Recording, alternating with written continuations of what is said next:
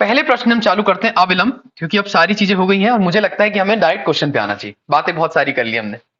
पहला क्वेश्चन था कि जैन पौराणिक कथाओं के अनुसार हिंदू और बौद्ध ग्रंथों में भारत को क्या कहा गया है? भारत को क्या कहा गया है, ये चीजें आपको लिखनी है। देखिए, हिंदू और बौद्ध ग्रंथ जो है, हिंदुइज्म और बुद्धिज्म दोनों में ही भारत को क्या कहा गया है जैन पौराणिक मतों के अनुसार? आपके पास चार ऑप्शन है, जम्बू द्वीप, सिंधु द्वीप, इंदु द्वीप और पूर्वी द्वीप। इन चारों प्रश्नों के अनुसार आप अपना आंसर बता दीजिए। जल्दी से जितने लोग लाइव है अपना आंसर प्लीज यहाँ पे चैट बॉक्स में बता दीजिए। हमारे द्वारा तो इसका डिस्क्रिप्शन बताया जाएगा, पहले आप लोग कोशिश करें। ये प्रश्न आपके लिए, ये जो जितने भी क्वेश्चन आपको दिए जा रहे हैं, ये आप लोगों के लिए कि आप इसको हल कर सकें विधिवत तरीके से। जी, राधिका जी कह रही हैं, राधिका जी का उत्तर आ गया।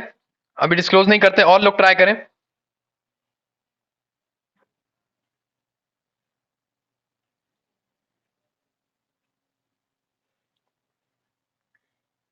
ठीक है, राधिका जी, प्रशांत शर्मा जी, नीलिमा देश भारती, सभी जो बोल रहे हैं कि इसका आंसर है जम्बू द्वीप, बिल्कुल सही बात है।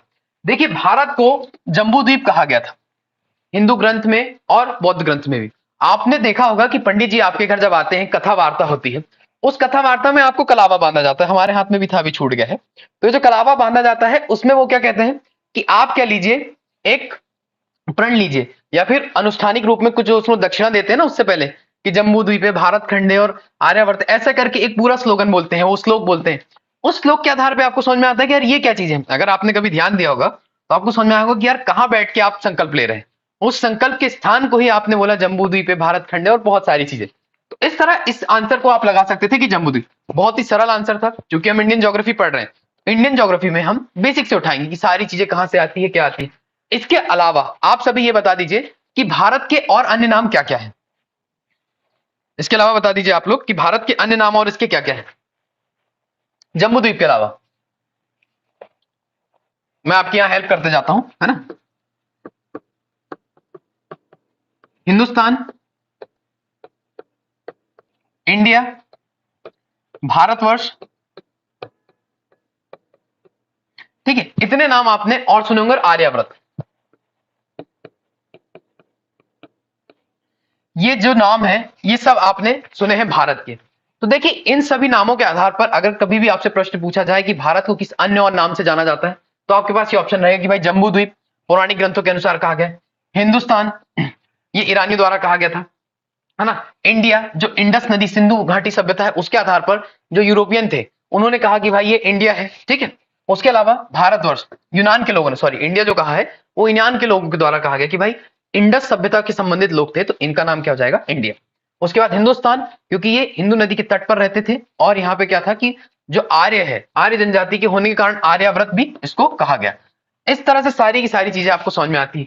जो भारत नाम रखा गया है ये राजा भरत के नाम पर। आपको पता है कि राजा जो भरत हुए, एक सुयोग हमारे यहाँ पे क्या हुए थे, आर्य कुल के जनक थे, तो उनको बोला गया कि भाई ये जो राजा भरत है इन्हीं के नाम पे संपूर्ण जो भारत है उसका। एक जगह और पौराणिक मान्यता है कि राजा राम जो है उनके वंशज, उनके कुल में जन्मे राजा भरत जो भारत थे उनके नाम पे ही इसका नाम रखा गया।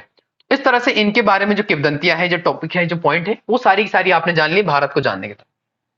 अगला आ जाते हैं, आप सभी का आंसर बिल्कुल सही है, वेरी गुड। अब देखिए ये जम्बू द्वीप का आप यहाँ पे डायग्राम देख सकते हैं। इस पूरे खंड को कहा जाता था जम्बू द्वीप। अभी जो वर्तमान में भारत है आपका, वो इस वाले से।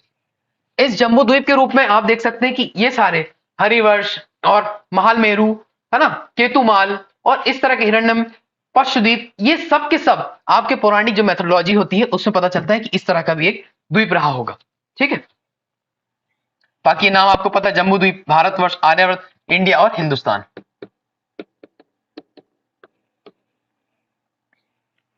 अगला क्वेश्चन देखते हैं। अगला प्रश्न आपसे है, भारत का क्षेत्रफल संसार के क्षेत्रफल का 2.4% है, परंतु इसकी है ना, परंतु इसका बाकी हम ऑप्शन से पढ़ेंगे क्वेश्चन क्या। The area of India is 2.4 of the world's area, but it's, संपूर्ण मानव जाति का 16% है, मतलब टोटल जो ह्यूमन है उनका 16% पीपल यहां पे रहती है, 17% पीपल यहां रहती है, या फिर 18% पॉपुलेशन यहां पे रहती है, और 28% पॉपुलेशन। ये चीजें आपको बताना है। अब बताइए इसका जल्दी से आप लोग आंसर बता दीजिए। सही बोल रहे हैं आप। राजा भारत के नाम पे इसका नाम भारत रखा गया है। दो मेथोडोलॉजी है, ठीक है। आर्य कुल के जनक, वो जो आर्य कुल के राजा थे राजा भरत, उनके नाम पे भी, या फिर बोला जाता है कि जो राजा भरत है कौन से वाले, हमारे सूर्य जो राम भगवान है उनके वंशज में सूर्यवंशी जो होते हैं उनके नाम पे। तो दो चीजें अलग अलग मेथोडोलॉजी में आप उसको मानते हैं। अब बताइए यहां पे आपको दिया है कि जो क्षेत्रफल है 2.4% है, और उसके बाद जनसंख्या के बारे में बताना है। देखिए ये जो भारत है इंडिया आपका, संपूर्ण विश्व के क्षेत्रफल का 2.4% एरिया जो होता है उसको ऑक्यूपाई करता है। अब इसी के आधार पे आपको बताना है पॉपुलेशन। जल्दी से इसका आंसर बता दीजिए। आंसर इसमें सटीक नहीं दिया है, अप्रोक्सीमेट आंसर दिया है, उसके आधार पे आपको बताना है। पूरन सिंह सेंगर जी, नीलिमा जी, रामू जी, पापा की शेरनी जी और आप सिंह हटीला जी, है ना, आप सिंह हटेला, ठीक है। तो ये सारे के सारे जो लोग हैं ये बता रहे हैं 17% जनसंख्या रहती है। टोटल ह्यूमन कितना रहता है वर्ल्ड का? देखिए भारत 2.4% यहां पे है, और इसकी जो पॉपुलेशन है वो 17.5, इसके अप्रोक्सीमेटली मतलब 121 करोड़ जनसंख्या 2011 के सेंसस के अनुसार। 2011 के जो सेंसस आए थे उसके अनुसार आपने क्या देखा, 121 करोड़ जनसंख्या भारत में निवास करती है। इस तरह ये प्रश्न आपसे हल हो जाएगा। आपको यहाँ पे कुछ जानकारी प्राप्त होगी कि भारत का जो कुल क्षेत्रफल है वो कितना आ जाएगा, 2.4% है ऑल ओवर द वर्ल्ड का। फिर उसके बाद आपके पास जनसंख्या कितनी आ गई है, 17.5। प्लीज अप्रोक्सीमेटली जाना है तो आप 17% के पास जा सकते हैं। अगला क्वेश्चन, निम्नलिखित कथनों में से कौन से भारत के बारे में सही है? सही उत्तर के चयन हेतु अधोलिखित कोड का उपयोग कीजिए। जो यहाँ पे कोड दिया गया है ना, कोड जो दिया गया है उस कोड को आपको सेलेक्ट करना है कि भाई कौन सा कोड आ राइट, ठीक है। भारत विश्व का 5वां बड़ा देश है, पहला प्रश्न, पहला पॉइंट। दूसरा, स्थल मंडल के कुल क्षेत्रफल का लगभग 2.4% भाग अधिकृत किया गया है। समूचा भारत उष्ण कटिबंध में स्थित है। 82 डिग्री 30 मिनट्स पूर्वी देशांतर का उपयोग भारतीय मानक समय को निर्धारित करने के लिए किया जाता है। इतनी चीजें आपको दी गई है। एक क्वेश्चन है उसके 4 पॉइंट है, इन 4 पॉइंट के अनुसार आपको यहाँ पे कोड जो है, कोडिंग जो दी गई है, इसका हल करना है। इसका आंसर बता दीजिए जल्दी से आप लोग।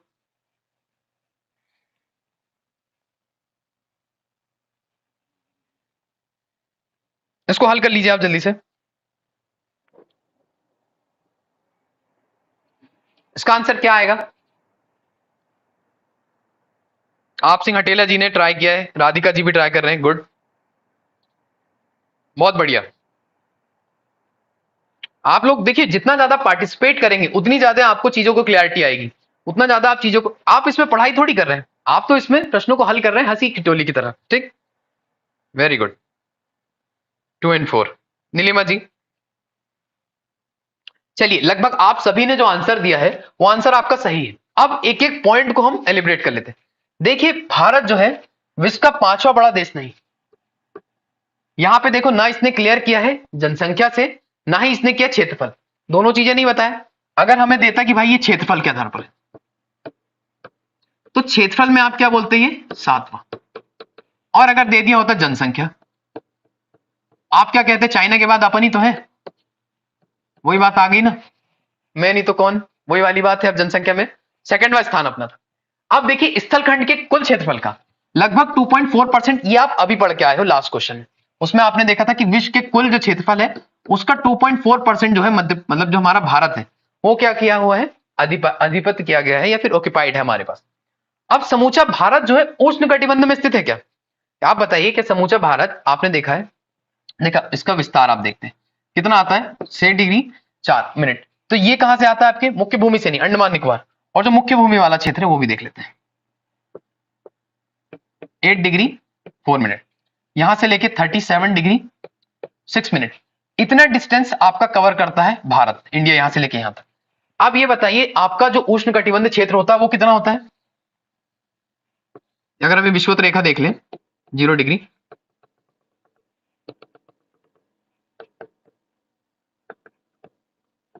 ट्रॉपिक ऑफ कैंसर और ट्रॉपिक ऑफ कैप्रिकॉर्न, कर्क रेखा व मकर रेखा, इनके जो मध्य का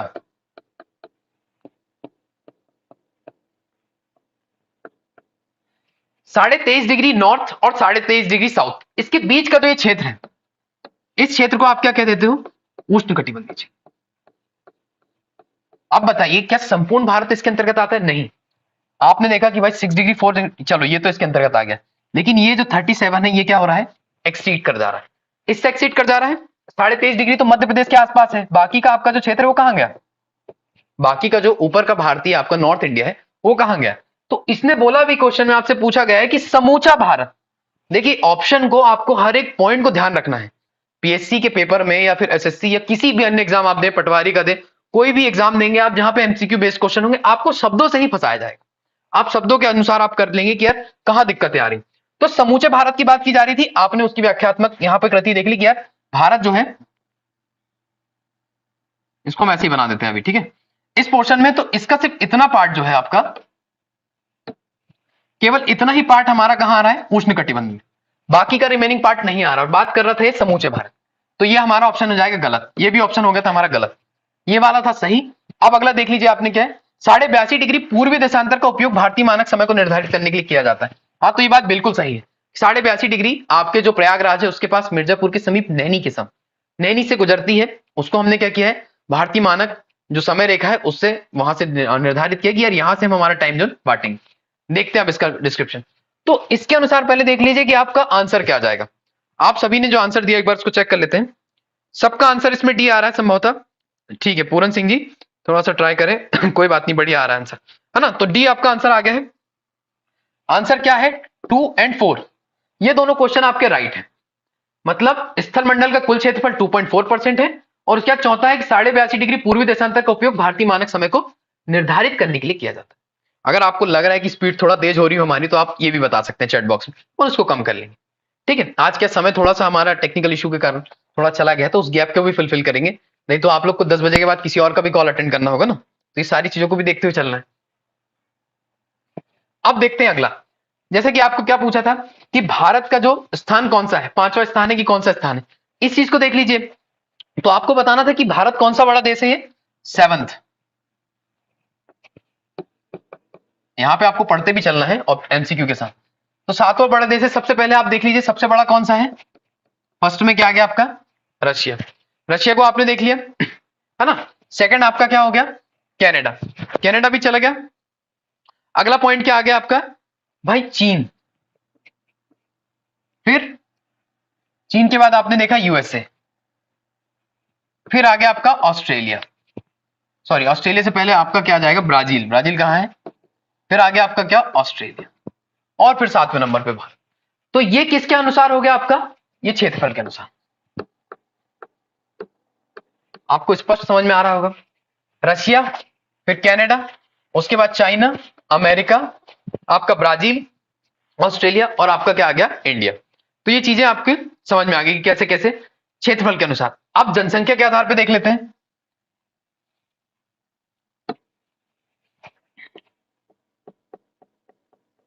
जनसंख्या वाइज चाइना है जो फर्स्ट है, और हमारी जो कंडीशन है वो सेकंड है।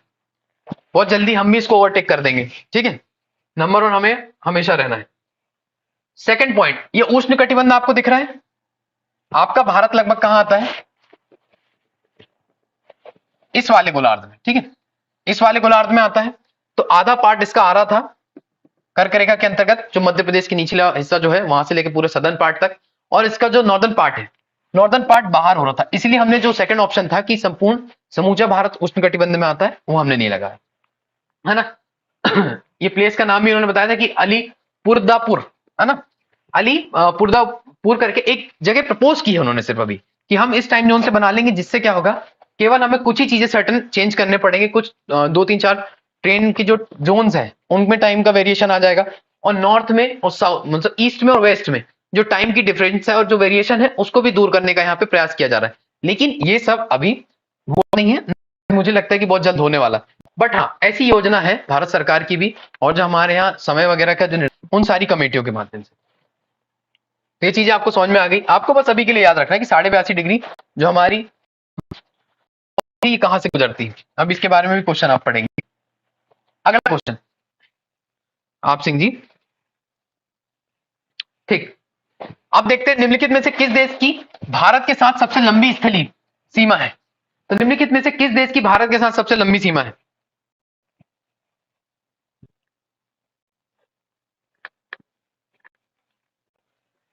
इसमें ऑप्शन है आपके पास बांग्लादेश, पाकिस्तान, चीन और म्यांमार। इन सबको आप बता दीजिए कि इनमें से कौन से देश की भारत के साथ सबसे लंबी स्थलीय सीमा है। क्लास रुक रही है, थोड़ा सा शायद टेक्निकल इशू आ रहा है, एक बार चेक करवा लेते हैं। रामू जी, बार बार आपके साथ ही हो रहा है कि बाकी लोगों के साथ भी हो रहा है? आप लोग बता दीजिए एक बार चैट बॉक्स में।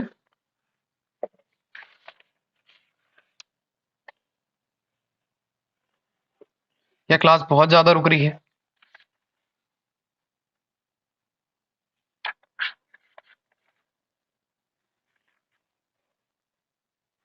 बाकी लोगों के साथ शायद ये समस्या नहीं आ रही है रामू जी।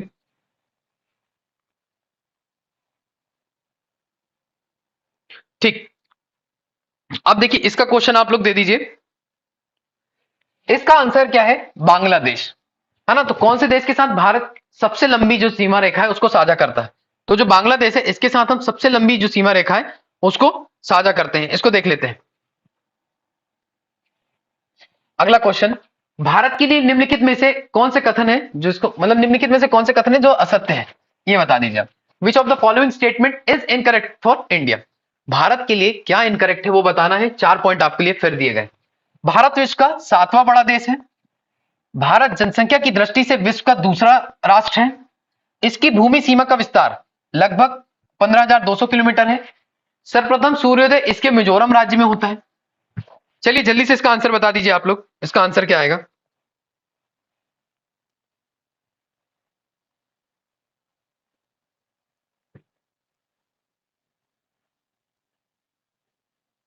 अच्छा, सभी के साथ ये समस्या आ रही है, वीडियो रुक रहा है। चलिए कोई दिक्कत नहीं, आज इसमें थोड़ा सा आप लोग मैनेज कर लीजिए। अगली क्लास में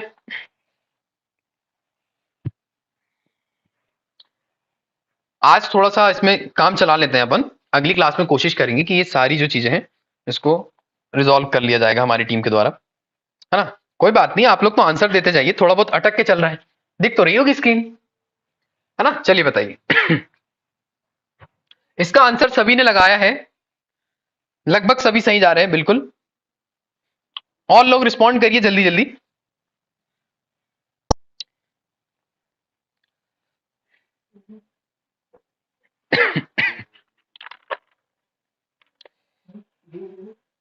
कोई दिक्कत नहीं है सर, हाँ ठीक है, बढ़िया। मुझे लगता है एक बार आप लोग अपना भी नेटवर्क चेक कर लीजिए, अपना नेटवर्क चेक कर लीजिए। कई बार क्या होता है कि खुद के नेटवर्क के कारण भी दिक्कत आती है। ठीक है, चलिए इस क्वेश्चन को हल करते हैं। आपको अभी तक ये तो क्लियरिटी आ गई कि भारत विश्व का 7वां बड़ा देश है। ठीक है, भारत विश्व का 7वां बड़ा देश है। आपने अभी गला फाड़ फाड़ के चिल्ला चिल्ला के एक प्रश्न हल किया जहां पे आपने देखा कि 7 देश कौन कौन से बड़े हैं। जहां आपने देखा था कि भाई सबसे बड़ा आपका रशिया है, फिर कनाडा है, फिर आपने क्या देखा था, तीसरे नंबर में चाइना आ गया था, फिर यूएस आ गया था, फिर उसके बाद ब्राजील आ गया था, फिर ऑस्ट्रेलिया आ गया था, देन आपका भारत का नंबर आया। तो ये देशों का क्रम था। जनसंख्या में आपने देख लिया कि चीन पहले नंबर पे है, फिर दूसरे नंबर पे भारत है। तीसरा पॉइंट, इसके भूमि सीमा का विस्तार जो है लगभग इतना ही है, 15,200 किलोमीटर। देखिए भूमि सीमा का मतलब होता है कि जो स्थलीय सीमा से जुड़े हुए अन्य राज्यों के साथ हमारी जो सीमा का निर्धारण हुआ है, अन्य राज्य नहीं अन्य देशों के साथ जो सीमा का निर्धारण हुआ उसे हम क्या कहते हैं? स्थलीय सीमा। फिर देखते हैं सर्वप्रथम सूर्योदय इसके किस राज्य में होता है?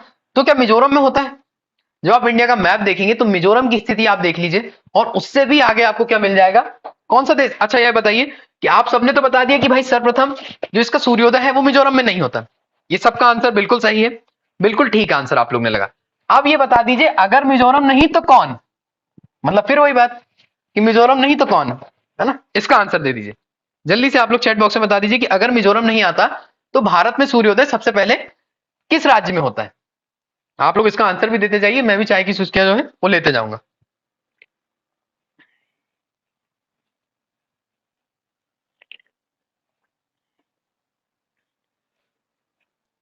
जल्दी जल्दी इसका आंसर करिए आप लोग। वेरी गुड, कुछ लोगों के आंसर आने लगे हैं। मतलब आप सभी सहमत हैं कि अरुणाचल प्रदेश जो है वहां सबसे पहले सूरज आएगा।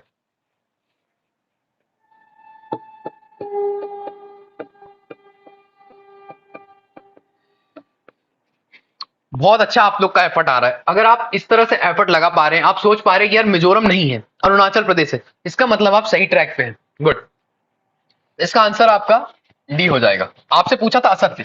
एक पॉइंट और जो आपको बताना था, देखिए कभी भी आप जब एमसीक्यूज लगाते हैं तो एमसीक्यू लगाने के कुछ बेसिक फंडामेंटल रूल्स होते हैं, जिसमें आपको सबसे पहले क्या होता है, कुछ वर्ड्स को पिक करना होता है।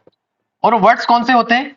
लाइक दिस, सत्य है, असत्य है, या फिर कुछ लास्ट में ऐसा वो इंप्लीमेंटेड वर्ड्स लिख देते हैं कि जो वर्ड आपको पकड़ के देखना होता है कि यार हमें लास्ट तक पढ़ना है कि नहीं पढ़ना। कई बार क्या होता है, आपने स्टार्ट किया यहां से, भारत के निम्नलिखित में से कौन सा कथन सत्य, आप यहाँ आए, पहले पॉइंट आपको मिल गया सातवां बड़ा देश, आपने आगे पढ़ाई, कई लोग यहाँ पे आंसर पुट कर देंगे, कई लोग वहां तक अगर पहुंचते हैं तो फिर वो पूरी चीजें पढ़ते हैं, तब भी वो क्या देखते हैं कि यार इसमें क्या बन रहा है क्या नहीं बन रहा। कई बार आपका माइंडसेट जो ऐसा हो जाता है कि आप इस वर्ड्स को नहीं पकड़ पाते और उसके कारण क्वेश्चन गलत कर देते, वो गलती हमें नहीं करना है।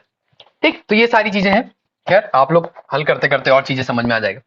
अगला देखते हैं कि निम्नलिखित में से किस भारतीय राज्य की सीमाएं भूटान राष्ट्र के साथ नहीं मिलती। अब आप लोग भूटान जाइए, बिल्कुल जहां 1 रुपए अपने यहाँ का, वहां का 4 रुपए है ना। चलिए इसका आंसर दे दीजिए जल्दी सब लोग। इसके ऑप्शन है सिक्किम, अरुणाचल प्रदेश, मेघालय और पश्चिम बंगाल।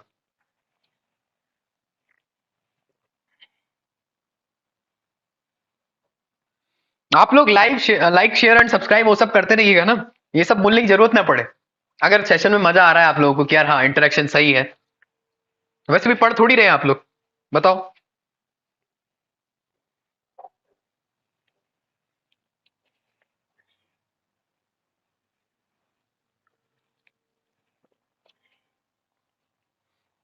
जल्दी जल्दी आंसर करिए सब लोग।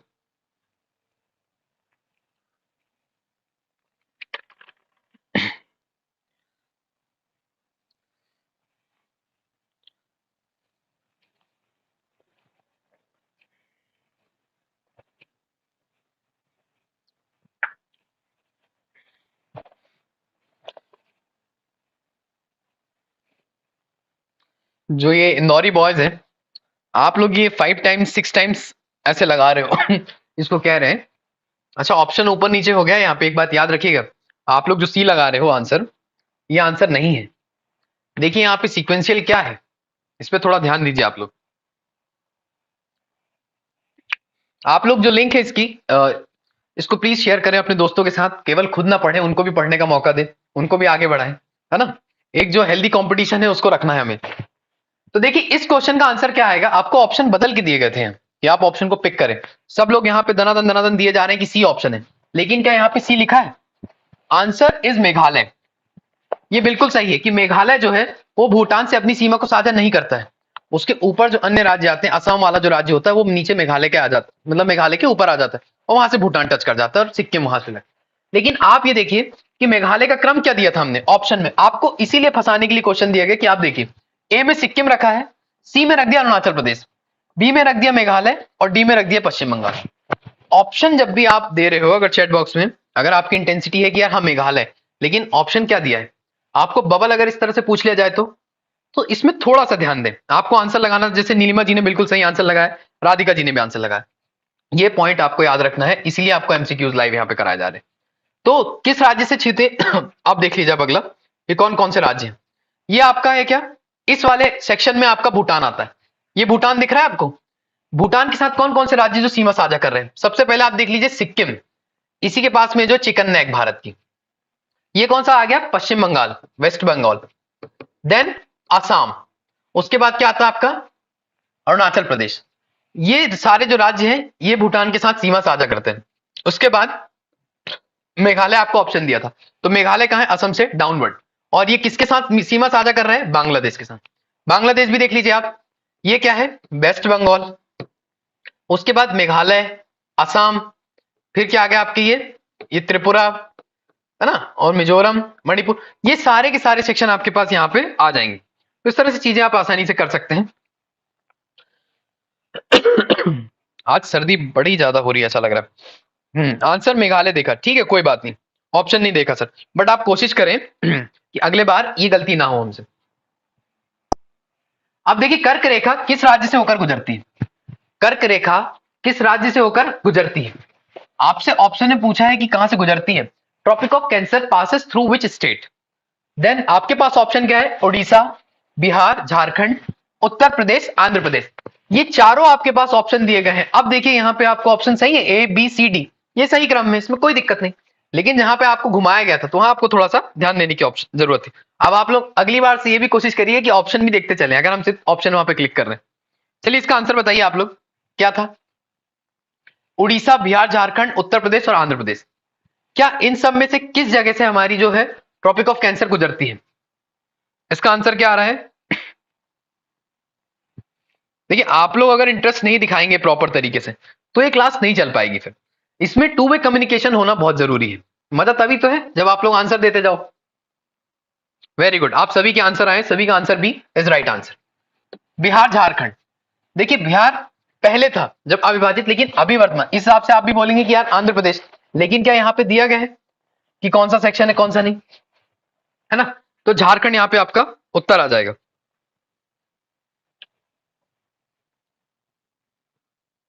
यहां पे एक चीज थोड़ी सी गड़बड़ हो गई, कर्क रेखा दो जगह से जाएगी ना, आंध्र प्रदेश भी ऑप्शन में थोड़ा सा, कोई बात नहीं, जिनका डी भी आ रहा है वो भी सही है, और बिहार जो झारखंड वाला है, अगर और स्पेसिफाई हम इसमें देख लें, अगर झारखंड नहीं दिया होता तो फिर सीधा हम आंध्र प्रदेश लगा देते, बट कोई दिक्कत नहीं, दोनों ऑप्शन आएंगे आपके पास।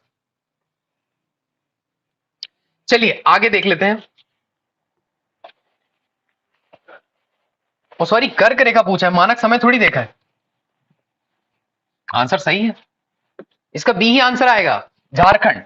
कर्क रेखा जो होती है आपको पता 23.5 डिग्री, है ना, इसको आप कहते हैं कर्क रेखा।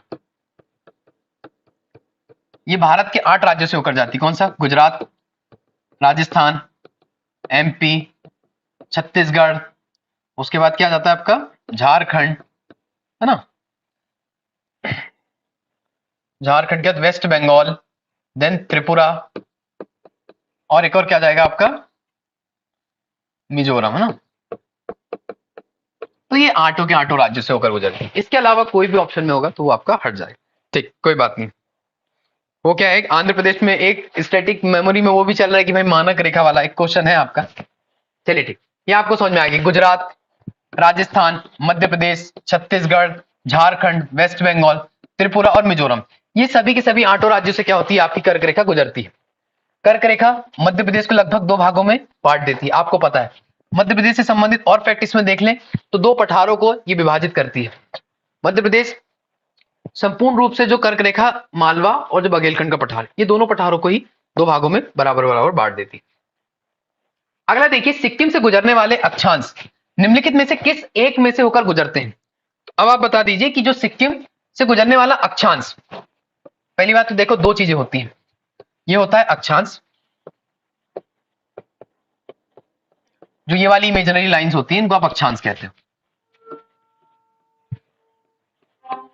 और ये जो स्टैटिक जो खड़ी हुई लाइन होती है आपकी हॉरिजॉन्टल वाली लाइन, इनको क्या बोलते हैं आप? हॉरिजॉन्टल लाइन अक्षांश हो गई, और वर्टिकल लाइन आपकी क्या होती है? देशांतर। इनके आधार पे आपको बताना है कि सिक्किम से गुजरने वाला अक्षांश निम्नलिखित में से किस एक में से भी होकर गुजरेगा। अब आपको ये जो क्वेश्चन है ये कैसे बनेगा? मैप के अकॉर्डिंग क्वेश्चन पूछा गया है। अगर आपको मैप पता है, आपने अपने घर की दीवारों में जहां स्टडी रूम है वहां इंडिया का मैप लगाया है और उसको डेली देखते हो, तो फिर आपके लिए चुटकियों का काम है। बताइए क्या है इसका आंसर? जल्दी जल्दी आप लोग बताएं।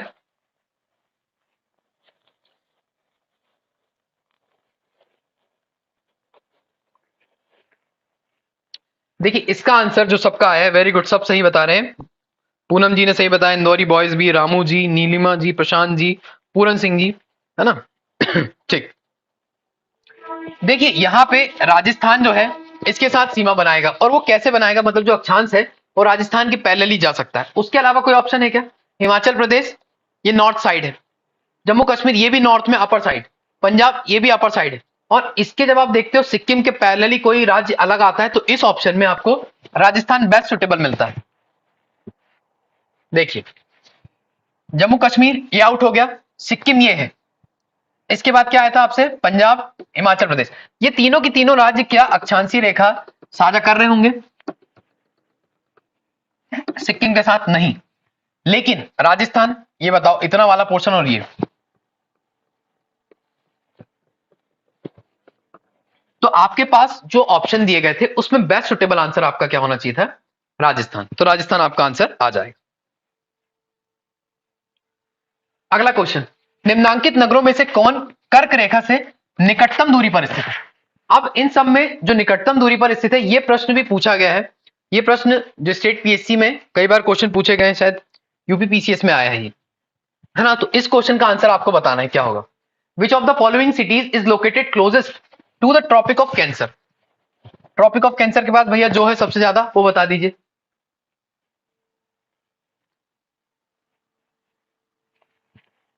इसका आंसर पहले आप लोग बताएं, फिर जल्दी से अपन इसको सॉल्व करेंगे।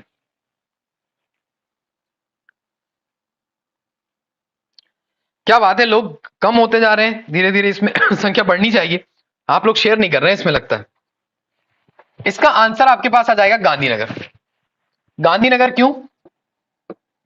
23 डिग्री 19 सेकंड के आसपास, मतलब 19 मिनट इसके आसपास इसकी जो आ जाती है, यहां पे पोजीशन आ जाती है भाई, इतने नॉर्थ में ये है ना। और हमें क्या करना था, कर्क रेखा, ठीक है, 23 डिग्री 30 मिनट। तो इन दोनों के बीच सबसे कम डिफरेंस है। उसके बाद जब आप जबलपुर की देखते हैं, अगर यहां पे गांधीनगर नहीं होता तो दूसरा ऑप्शन अगर जबलपुर होता तो आप उसको क्या कर लेते हैं, 11 मिनट ये था। और ये देख लीजिए कितना है, इन दोनों के बीच डिफरेंस कितना आएगा। आप जब इसको माइनस करोगे तो माइनस करोगे तो प्लस में 11 आ जाएगा ये, है ना, कि भाई इसको अच्छा माइनस ही कर दो डायरेक्ट। यहां पे क्या हो गया, 11 का डिफरेंस, यहां क्या डिफरेंस है, 19 का डिफरेंस। तो ये दूर हो गया है, ये पास है, तो सबसे ज्यादा पास क्या हो जाएगा आपका, गांधीनगर। देखिए ये वाले जो क्वेश्चन होते हैं, ये क्वेश्चन कई बार होते हैं कि आपको इसमें हिट एंड ट्राई करना है। ये क्वेश्चन आप हर जो सिटीज होती है उसका नहीं कर सकते आप। लेकिन अगर आप एमपीपीएससी की बात करें तो मध्य प्रदेश के लगभग जो ये है पोर्शन की भाई जबलपुर कहां से आ रहा है या फिर भोपाल से नियरेस्ट क्या है, तो इन सबको आपको देखना होगा अपनी पढ़ाई के अंदर। अब अगला देखिए, निम्नलिखित में से किस राज्य से कर्क रेखा नहीं गुजरती? ऐसा कौन सा राज्य जिससे कर्क रेखा नहीं गुजरती? कर्क रेखा वाला प्रश्न आप कर चुके हैं, इसका आंसर बताइए।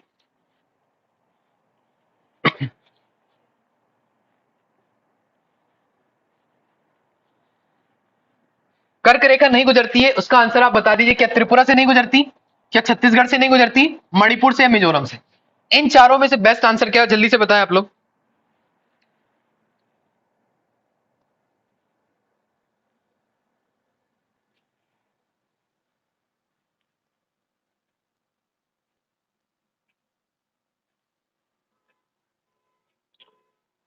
वेरी गुड, आप सभी का आंसर बिल्कुल सही आ रहा है। सबका आंसर सी है यहाँ पे, मणिपुर। देखिए आपने 8 राज्य देखे थे, उसमें मणिपुर कहीं नहीं आता है। गुजरात, राजस्थान, मध्य प्रदेश, छत्तीसगढ़, उसके बाद आपका पश्चिम बंगाल, जो सॉरी उससे पहले झारखंड आप लिख दीजिए,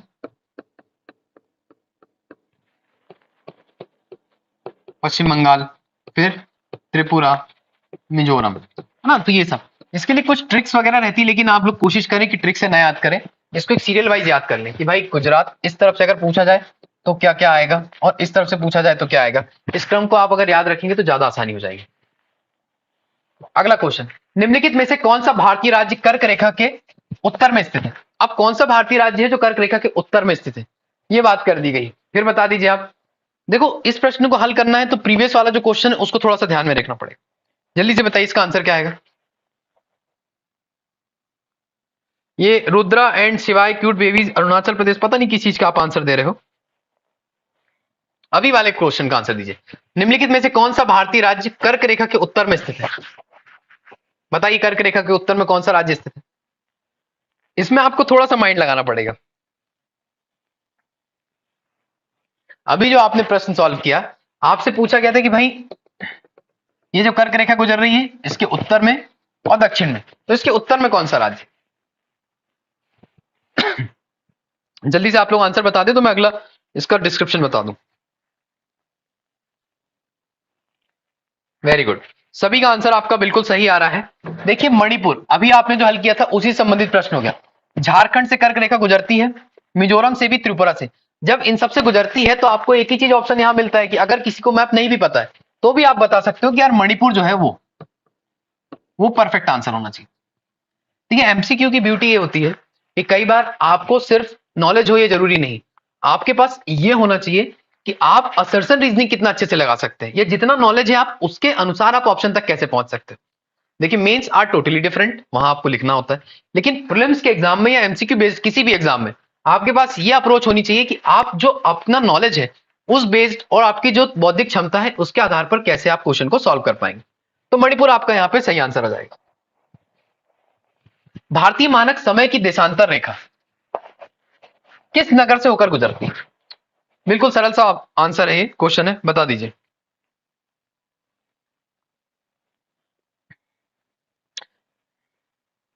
इस क्वेश्चन का आंसर बता दीजिए कि मानक समय जो रेखा है, भारतीय मानक समय की देशांतर रेखा, वो किस नगर से होकर गुजरती है? नागपुर, दिल्ली, पटना या इलाहाबाद?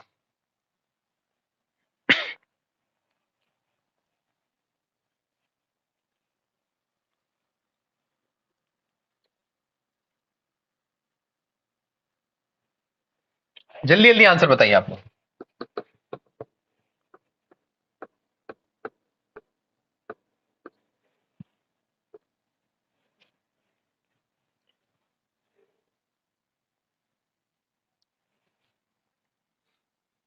ठीक है, आप सबका आंसर बिल्कुल सही आया है ना, डी आंसर। इसका आप देख सकते हैं कि भाई प्रयागराज, इस प्रश्न के अनुसार इलाहाबाद को वर्तमान में योगी जी ने क्या किया है, प्रयागराज कर दिया। इसके पास यहां पे क्या है, मिर्जापुर। मिर्जापुर ये वाले जो अपने कालीन भैया वाला नहीं है ना, नैनी, इस स्थान से ये गुजरती है 82.30°। तो आपको यहां पे लगाना है कि ऑप्शन क्या आ जाएगा इस क्वेश्चन के अनुसार, प्रयागराज। आपने यहाँ पे स्टैंडर्ड माना हुआ है, प्रीवियस जो क्वेश्चंस थे उसमें भी आपने इसको सॉल्व कर लिया, ठीक है ना। तो आप सभी जैसे कि मुन्ना भैया हो, सबको पता है कि इसमें कैसा आएगा क्या आएगा। अब आगे देख लीजिए, अभी इसका डिस्क्रिप्शन हम ले चुके हैं। भारतीय मानक समय की यमोत्तर नहीं गुजरती है। अब इस वर्ड को पकड़िएगा कि भारतीय मानक समय की जो यमोत्तर है ये नहीं गुजरती है। The meridian of Indian standard time does not passes through. अब कहां से पास नहीं होती वो आपको बताना है। ये आपके पास दिए हुए हैं ऑप्शंस, आंध्र प्रदेश, छत्तीसगढ़, महाराष्ट्र या उत्तर प्रदेश। आप लोग लाइक शेयर भी करते जाइए इसको, सेशन को, अगर मजा आ रहा हो तो। अभी तक देख रहे हैं कि भाई 32 लोग यहाँ पे वॉच कर रहे हैं, लेकिन जो लाइक का बटन है आप लोग अभी तक दबा नहीं पा रहे।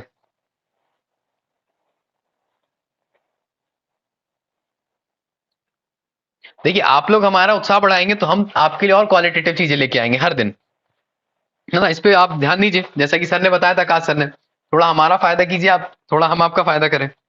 फायदा नहीं है, ये एक उत्साह के लिए है बस। चलिए ठीक, बिल्कुल सही, आप सभी का आंसर सही आ रहा है। आपका आंसर आया है महाराष्ट्र।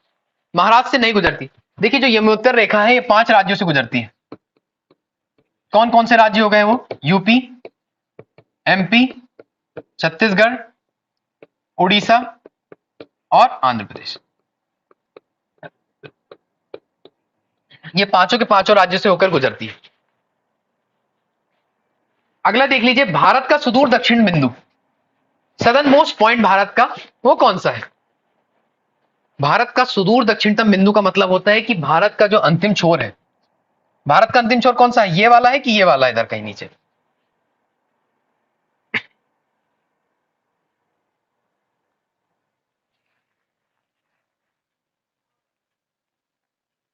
पापा की शेरनी कह रही है एक्सप्लेन कर दीजिए सर। हाँ, एक्सप्लेन किया हुआ है ना ये, कि 5 राज्यों से जो है यमुनोत्तर मानक रेखा वो गुजरती है।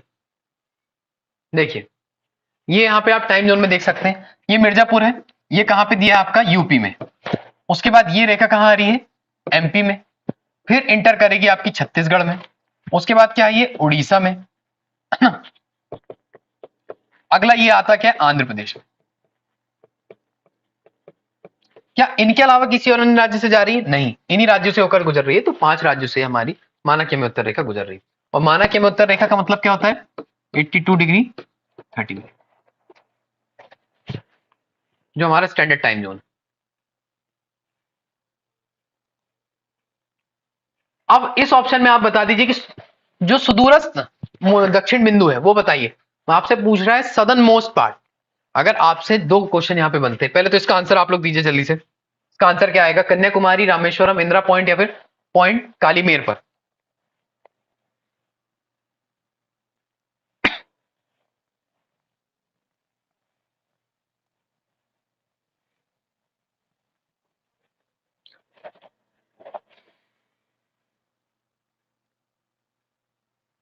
गुड, ये बात सही कह रहे हैं आप। ये पॉइंट जो है लगभग संभवतः डूब गया है ऐसा बोला गया, लेकिन अभी भी हम उसको क्या करते हैं, जो पिग्मेलियन पॉइंट है इसको ही हम काउंटर करते हैं कि यार ये हमारा है, क्योंकि हमने देखा ना कि यार हमारे घर पे जो चीज होती है हम उसको ही काउंटर करके रखते हैं कि यार भले ही अपना खेत अगर कछारी क्षेत्र में है और उसकी मिट्टी बह भी रही, तो नदी वाला जो सेक्शन होता है हम उसमें भी क्या करते हैं, वहां पे भी फेंसिंग करने की कोशिश करते हैं, जैसी बाढ़ का पानी नीचे आता है। तो उसी तरह का कुछ काम यहाँ पे किया गया। आपका इंदिरा पॉइंट इसका आंसर होगा।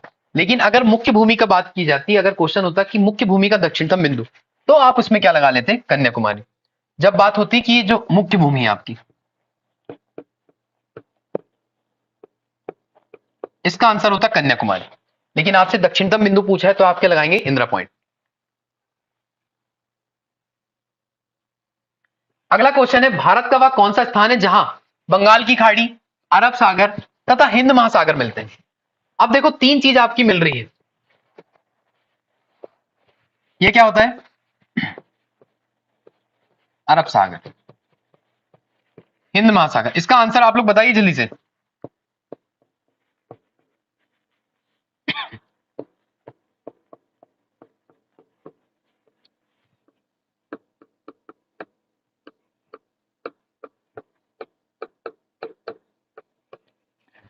ठीक, अरब सागर, हिंद महासागर, बंगाल की खाड़ी, भारत का कौन सा ऐसा पार्ट है जहां पे मिलते हैं।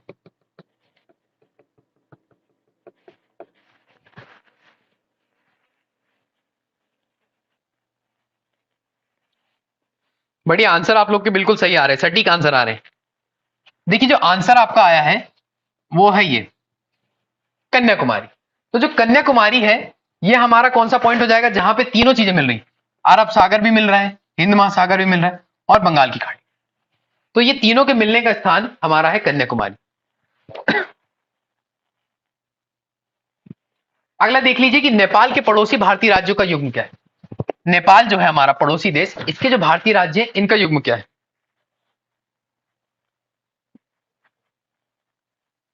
इस क्वेश्चन का आंसर बताइए। सिक्किम, भूटान, सिक्किम, बिहार, असम, बिहार, उत्तर प्रदेश और हरियाणा, इनमें से कौन सा आपका ऑप्शन है कि नेपाल के पड़ोसी राज्य कौन कौन से हैं, बताइए।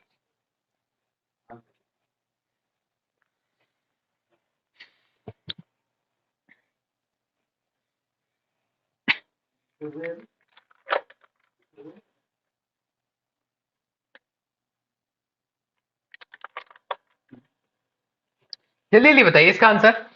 नेपाल के पड़ोसी भारतीय राज्यों का युग्म क्या है। The pair of neighbouring Indian state of Nepal is,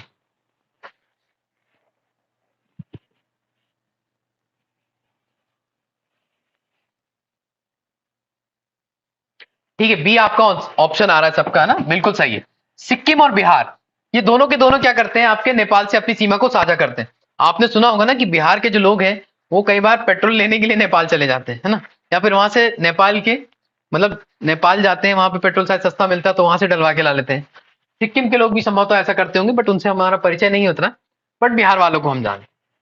तो देखिए नेपाल, ये आपके पास दिया हुआ है, कौन कौन से राज्य हैं जो साझा करते हैं। सबसे पहले उत्तराखंड, यूपी, बिहार, सिक्किम और पश्चिम बंगाल। अब आप सोच रहे होंगे कि यार पश्चिम बंगाल कहां से, तो ये वाला जो क्षेत्र है दार्जिलिंग वाला, ये क्षेत्र भी नेपाल को टच करता है, भारत का चिकन नेक। तो ये सारे के सारे क्षेत्र उत्तराखंड, उत्तर प्रदेश, बिहार, पश्चिम बंगाल और सिक्किम, सभी के सभी नेपाल के साथ हमारी सीमा को साझा करते हैं। अगला देखिए, निम्नलिखित में से किस देश की भारत के साथ सबसे लंबी स्थलीय सीमा है। ये क्वेश्चन फिर से रिपीट हो रहा है आपके पास कि कौन से देश की जो भारत, मतलब कौन सा देश है जिसके साथ भारत की स्थलीय सीमा जो है वो सबसे ज्यादा आप साझा करते हो। तो बताइए, चीन, नेपाल, पाकिस्तान या बांग्लादेश।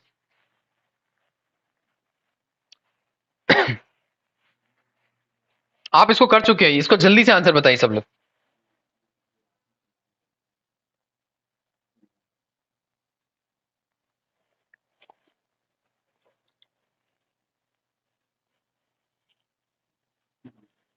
कोई बात नहीं पूनम जी, आप कर सकते हैं। देखिए सॉरी का यहाँ कोई स्थान नहीं है, आप लोग अगर कुछ गलत हो भी जाता है तो नेक्स्ट टाइम आप उसको कर दीजिए कमेंट, कोई दिक्कत नहीं, जब आए तब, बिल्कुल। बट ये गलती आप वहां ना करिएगा कि पेपर में आप जाके क्या कर रहे हैं, ओएमआर शीट गलत भर रहे हैं, फिर आप ओएमआर शीट के लिए जब बोलेंगे सामने वाले को सॉरी, तो आपकी बात नहीं मानेगा, उसे सिर्फ इंक से मतलब होगा, है ना। तो यहां पे देखिए, चीन, नेपाल, पाकिस्तान, बांग्लादेश, ये चारों के चारों क्या है, आपके भारत के साथ सबसे लंबी सीमा कौन सी साझा करते हैं वो बताना था। तो इन चारों में से आपको बताया गया था बांग्लादेश, ये क्या करता है, सबसे ज्यादा सीमा को साझा करता है, स्थलीय सीमा।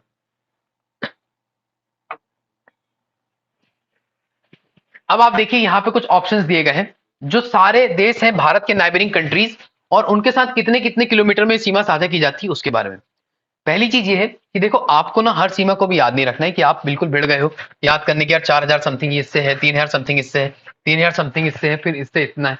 उसमें क्या होगा कि आप एग्जैक्ट जो कुछ डेटा है उसको, दूसरे डेटा को आप क्या करेंगे, रिप्लेस कर देंगे। जो अच्छी चीज आपको याद रखनी है वो आप रिप्लेस कर देंगे, तो वो आपके पास ऐसा नहीं करना है। देखिए, सबसे पहले तो नाइबिंग कंट्रीज देख लीजिए, आपके पास श्रीलंका है, म्यांमार है, पहले स्थल वाली देख लेते हैं। म्यांमार है, भूटान है, बांग्लादेश है, नेपाल है, चाइना है, अफगानिस्तान और पाकिस्तान। इतनी कंट्री है जो आपके भारत के साथ स्थलीय सीमा को साझा करती। अब इनको आप देख लीजिए कि कितने कितने किलोमीटर की सीमा साझा करें। सबसे बड़ा है बांग्लादेश, जो कि 4000, मैं लिख देता हूं, शायद साफ नजर नहीं आ रहा होगा, इतने किलोमीटर जो सीमा है वो साझा करता है बांग्लादेश और भारत दोनों। आपको भी समझ में आता है कि यार ये वाला जो पार्ट है पूरा, ये इतना भारत का यहां पे टच होता है। फिर दूसरा आप देखिए यहां पे क्या, भूटान, तो 699 किलोमीटर हम भूटान के साथ सीमा साझा करते हैं। म्यांमार के साथ 1643, अगला चाइना 3488 किलोमीटर, फिर नेपाल के साथ 1051 किलोमीटर ना, 1900 शायद है, ठीक। उसके बाद 106, नेपाल के साथ कितनी सीमा साझा करते हैं हम बता दीजिए। जो नेपाल है उसके साथ भारत कितनी सीमा साझा करता है, कितने किलोमीटर सीमा साझा करता है। पाकिस्तान,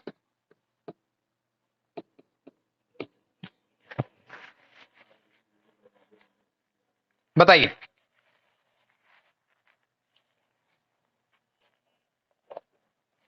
तो इतनी सीमा को साझा यहां पे किया जाता है इन सब नेबरिंग कंट्रीज के द्वारा, और इसका किलोमीटर भी आपने देख लिया। देखिए, आपको ना ज्यादा वो चीजों को याद नहीं रखना है कि आप बहुत ज्यादा किलोमीटर में जा रहे हो। आपको देखना है सबसे ज्यादा बांग्लादेश के साथ और सबसे कम अफगानिस्तान के साथ हम सीमा को साझा करें। ये चीजें आपको हमेशा याद रखनी। अब जो भारत की जो स्थलीय सीमा है उसकी जब हम बात करेंगे, उस स्थलीय सीमा में कितना था कि भाई, टोटल स्थलीय सीमा का भारत कितना जो है क्षेत्र बांटता है, तो भाई 15,200 किलोमीटर इसकी स्थलीय सीमा है। और समुद्री तटीय सीमा कितनी है, लगभग 7,517 किलोमीटर, इतनी इसकी कौन सी है, समुद्री सीमा। और इस जो सीमा में आपका जो अंडमान निकोबार वाला है वो सेक्शन भी ऐड होता है, जितने भी द्वीप है उन सबका। रेडक्लिफ रेखा कौन सी है, व्हाट इज रेडक्लिफ लाइन, इसके बारे में आपको बताना है कि रेडक्लिफ लाइन कौन सी है।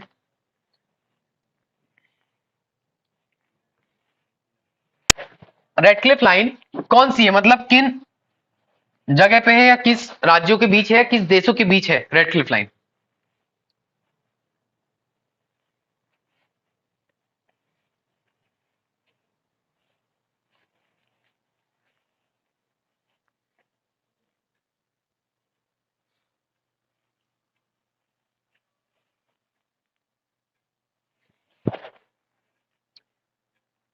बढ़िया है मनीष जी, आप सिंह जी, पूनम जी, चंदा जी, नीलिमा जी, पूरन सिंह जी, कहर जी, है ना, आईएएस मोटिवेशन, सब आप लोग बिल्कुल बढ़िया से दे रहे हो आंसर, लगातार हमारे साथ बने हुए हो। रामू जी, 20 का आंसर आएगा।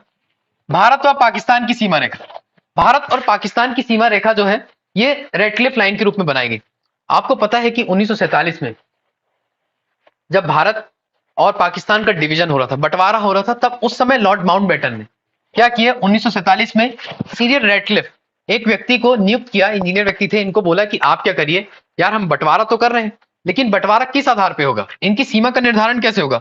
तो उस सीमा का निर्धारण करने के लिए इस व्यक्ति को पहुंचा गया कि यार आप क्या करो, जो पूर्वी पाकिस्तान है और पाकिस्तान, इन दोनों के मध्य जो सीमा होनी चाहिए भारत और इनके बीच में, इसका आप निर्धारण कर दो।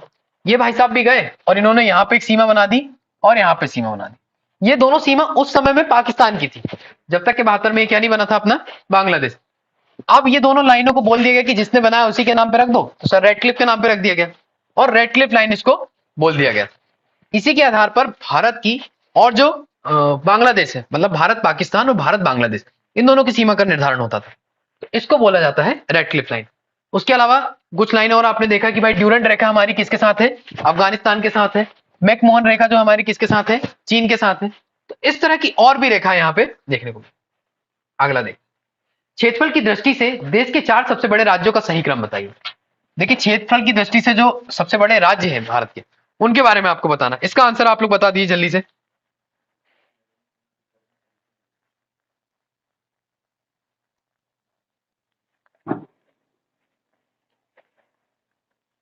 इसका आंसर बता दीजिए जल्दी से। क्षेत्रफल की दृष्टि से भारत के 4 जो सबसे बड़े राज्य हैं उनका सही क्रम क्या होना चाहिए, कि बड़े से छोटे राज्यों का क्रम।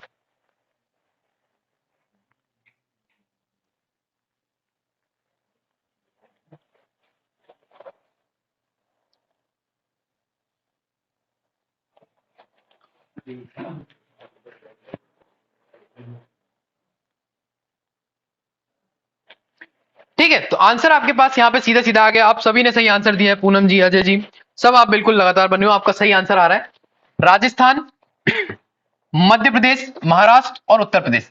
ये सबके सब क्षेत्रफल के अनुसार बड़े से छोटे के क्रम में है, ये 4 राज्य। इस तरह से ये आंसर आपका सही हो गया। अगला क्वेश्चन ये देख लीजिए आप। राजस्थान है, मध्य प्रदेश है, महाराष्ट्र है ना, तो ये सब था। 4 ही ऑप्शन दिया और नहीं है ना। उत्तर प्रदेश। एडम्स ब्रिज या आदम ब्रिज इसको बोलते हैं, निम्नलिखित में से किन 2 देशों के बीच है। देखो जो एडम ब्रिज है, अभी आपको एक पिक्चर भी आई है इसी से संबंधित, इसी के पास एक और सेतु है ना। पहले इसका आंसर आप लोग दीजिए, उसके बाद बात करेंगे। भारत और पाकिस्तान के मध्य, भारत और म्यांमार के मध्य, भारत और बांग्लादेश, भारत और श्रीलंका के मध्य। ये चारों आपके पास ऑप्शन दिए हैं, आप लोग आंसर लगाइए इसमें।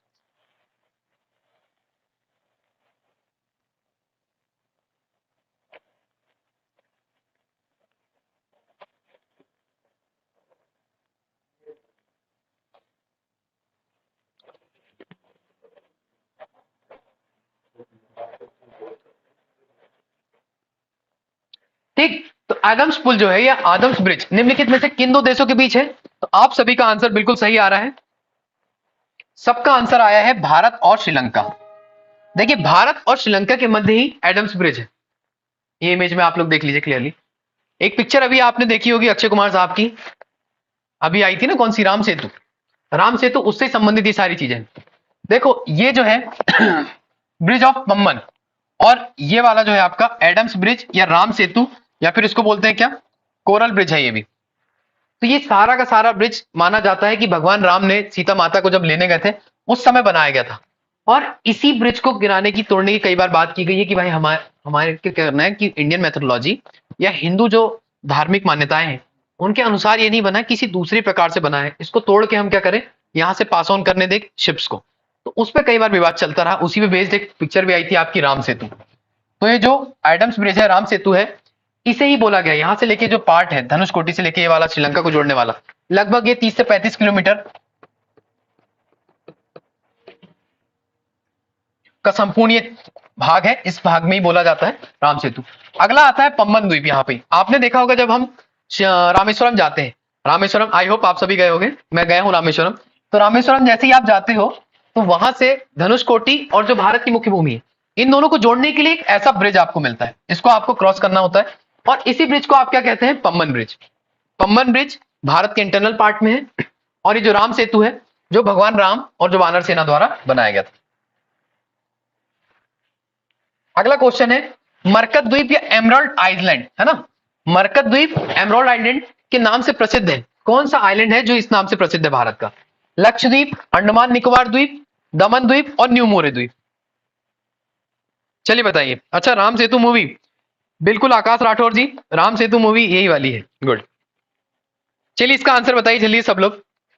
मरकत द्वीप या एमराल्ड आइलैंड के नाम से प्रसिद्ध क्या है। लक्षद्वीप, अंडमान निकोबार द्वीप, दमन द्वीप, न्यू मोरे द्वीप।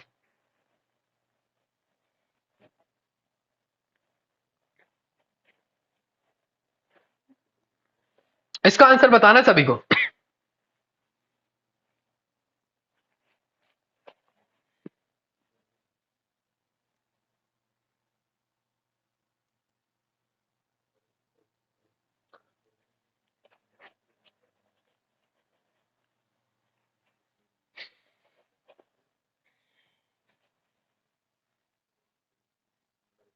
आंसर नहीं आ रहे आप लोगों के, आंसर लगाइए। अब तो खाना खा के भी बैठ गए आप सभी, जल्दी से आंसर बताइए इसको।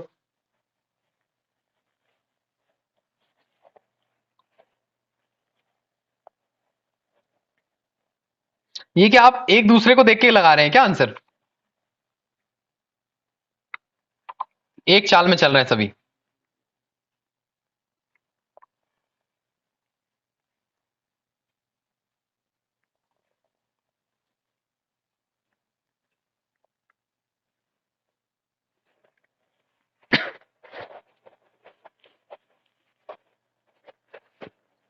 आप सभी का कहना है कि लक्षद्वीप, है ना, इस क्वेश्चन के अकॉर्डिंग।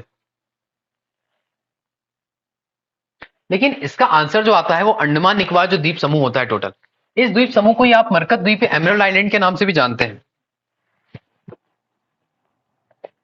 अंडमान निकोबार जो द्वीप होता है, इसे ही आप संभवतः क्या करते हैं, इस एमरल्ड आइलैंड या फिर मरकत द्वीप के नाम से जानते हैं।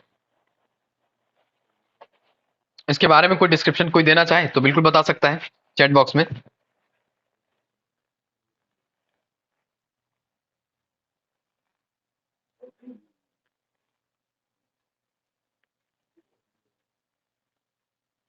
बिल्कुल पूजा जी, ये आंसर सही है आपका। पूजा जी ने ही आंसर दिया है बस, बाकी सभी लोग भेड़ चाल चल रहे थे कि ए किसी ने लगाया तो सबके सब ए में आ गए। ठीक है, अच्छा क्वेश्चन था। अगला देखते हैं। क्षेत्रफल की दृष्टि से भारत के 3 सबसे छोटे राज्यों का आरोही क्रम आपको बताना है, इनको असेंडिंग ऑर्डर में आपको जमाना है। बताइए। क्वेश्चन में आपको ऑप्शन दिए गए त्रिपुरा सिक्किम गोवा, गोवा सिक्किम त्रिपुरा, सिक्किम त्रिपुरा गोवा, या फिर गोवा त्रिपुरा सिक्किम।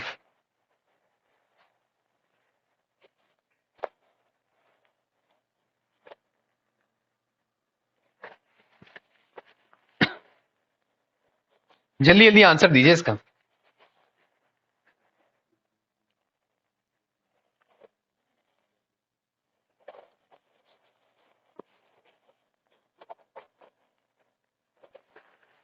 देखिए, जो क्षेत्रफल की दृष्टि से भारत के 3 सबसे छोटे राज्य हैं, उनका आरोही क्रम जब आप देखते हो, आप सभी का आंसर बिल्कुल सही आ रहा है। गोवा, सिक्किम और त्रिपुरा। देखिए, गोवा सबसे छोटा राज्य है, फिर सिक्किम है, उसके बाद मतलब गोवा से थोड़ा बड़ा सिक्किम, फिर उससे बड़ा आपका त्रिपुरा आ जाएगा। तो ये आपका असेंडिंग ऑर्डर था आरोही क्रम में। ठीक है। जनसंख्या तथा क्षेत्रफल की दृष्टि से भारत का विश्व में कौन सा स्थान है? ये तो आप सीधा सा बता दीजिए, आप सभी को पता है आंसर। इसके आंसर बताने की भी जरूरत नहीं, आप लोग जल्दी से इस पे कमेंट कर दीजिए चैट बॉक्स में।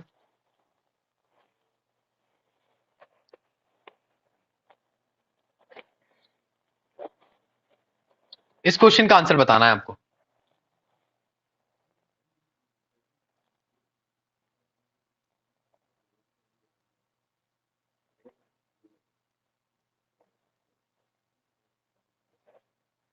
जनसंख्या और क्षेत्रफल की दृष्टि से भारत का विश्व में कौन सा स्थान है? पहला देख लीजिएगा आप, पॉइंट याद रखिए, जनसंख्या पहला पूछा गया है फर्स्ट, और सेकंड में आपसे पूछा गया फिर क्षेत्रफल। बताइए। वेरी गुड, अब आंसर सही आ रहे हैं आपके। आंसर आएगा आपका दूसरा है, जनसंख्या में और क्षेत्रफल में है 7वां। इस तरह से आप प्रश्न को हल कर सकते हैं। अगला है, क्षेत्रफल की दृष्टि से भारत का सबसे बड़ा जिला कौन सा है? भारत का सबसे बड़ा जिला क्षेत्रफल की दृष्टि से कौन सा है? बताइए।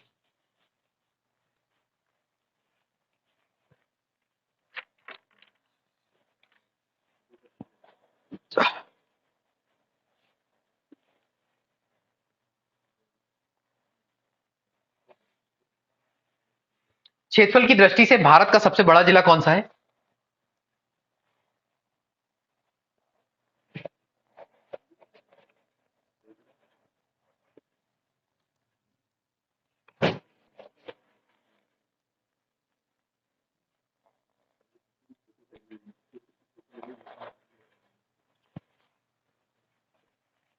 आज का हमारे अंतिम प्रश्न है। इस प्रश्न के बाद हम अपनी श्रृंखला आगे फिर कंटिन्यू करेंगे कल से। आपका जो कच्छ है, जो सबने आंसर दिया है ना, कच्छ भारत का सबसे बड़ा जिला है। ये क्षेत्रफल की दृष्टि से याद रखिएगा। कच्छ का रण आपने सुना होगा, बहुत बड़ा विस्तृत क्षेत्र है, और इसको आपने क्या किया है, कच्छ का क्षेत्रफल बता दिया गया है। ठीक है।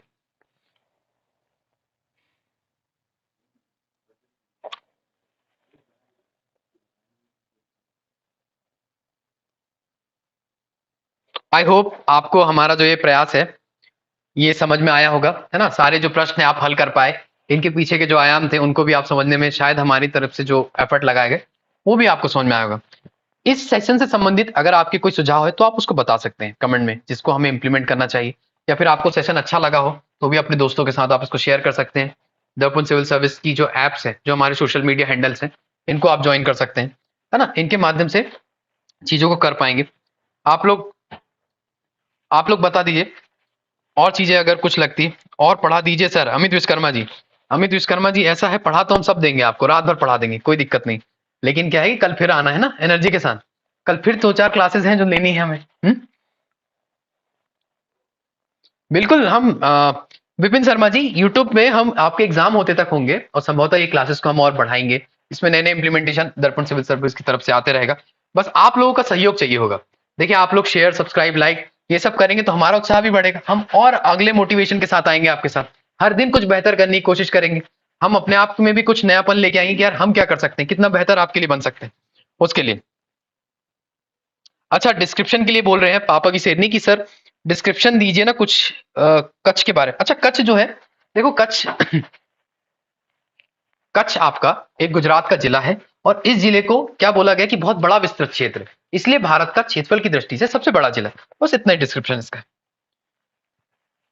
थैंक यू सो मच आप सभी का भी। आप सभी मेरे साथ इतने लंबे टाइम तक बने हुए थे।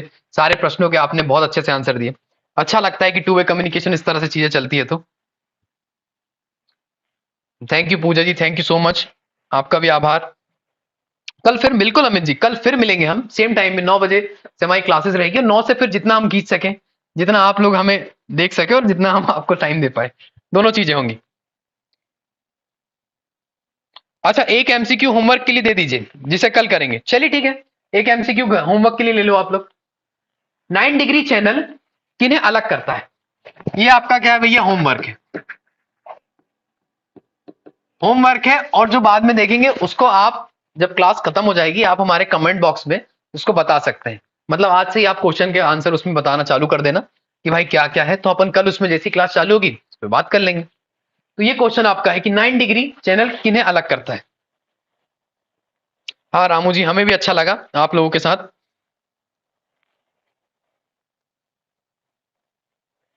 ठीक है, अमित विश्वकर्मा जी बोल रहे सर हम आपको भी मोटिवेट करेंगे, लाइक शेयर भी कर दिया है।